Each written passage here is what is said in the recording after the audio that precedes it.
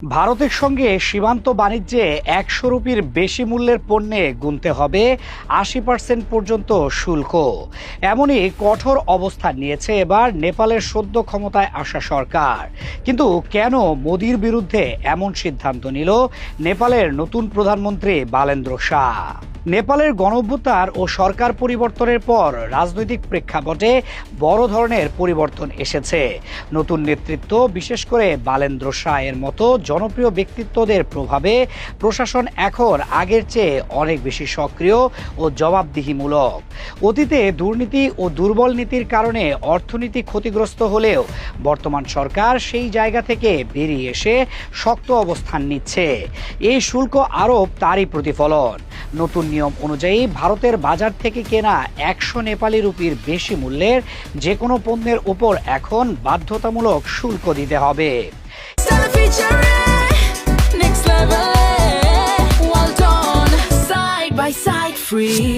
এই শুল্কের হার সর্বোচ্চ ৮০% পর্যন্ত নির্ধারণ করা হয়েছে, যা পণ্যের ধরন অনুযায়ী ভিন্ন হতে পারে। পূর্বে সীমান্তবর্তী এলাকায় ছোটখাটো কেনাকাটায় কার্যত কোনো শুল্ক নেওয়া না হলেও এখন সেই অঘোষিত সুবিধা পুরোপুরি বন্ধ করে দেওয়া হয়েছে।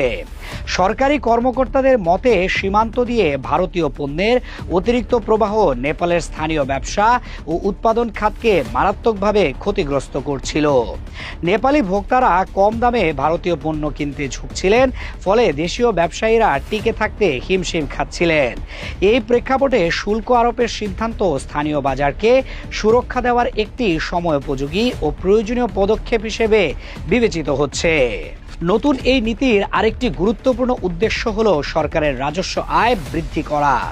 বীরগঞ্জ, বিরাটনগর ও ভৈরহাওয়ার মতো গুরুত্বপূর্ণ সীমান্ত পয়েন্টগুলোতে ইতোমধ্যেই কঠোরভাবে এই নিয়ম কার্যকর করা হয়েছে। স্থানীয় প্রশাসন মাইকিং করে জানিয়ে দিয়েছে, কোনো ব্যক্তি, এনজিও বা সরকারি কর্মচারীর জন্য কোনো ছাড় থাকবে না। ভারত নেপাল বাণিজ্য ঐতিহাসিকভাবে ঘনিষ্ঠ হলেও এই সিদ্ধান্ত স্পষ্ট করে দিয়েছে যে নেপাল এখন নিজের অর্থনৈতিক স্বার্থ রক্ষায় আরও সচেতন। যে নেপাল একসময় দুর্নীতি ও দুর্বল নীতি নির্ধারণের কারণে পিছিয়ে পড়েছিল, সেই নেপালই এখন সাহসী ও বাস্তবমুখী সিদ্ধান্ত নিচ্ছে।